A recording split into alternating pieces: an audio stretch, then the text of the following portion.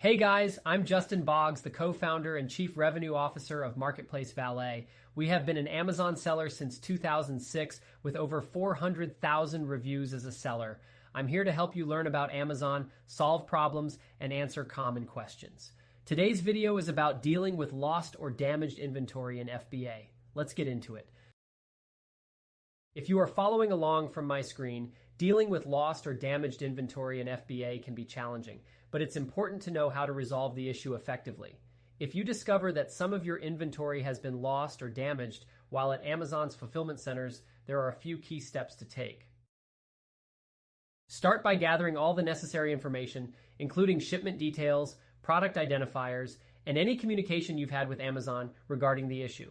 Once you have everything, navigate to the Help option in Seller Central. From there, you can open a new case with Amazon support.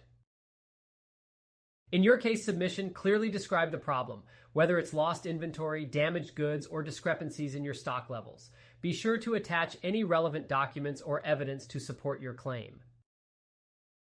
Amazon will then conduct an investigation.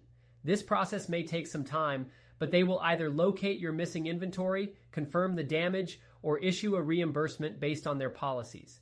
It's important to follow up on any communications from Amazon and provide any additional information they might request.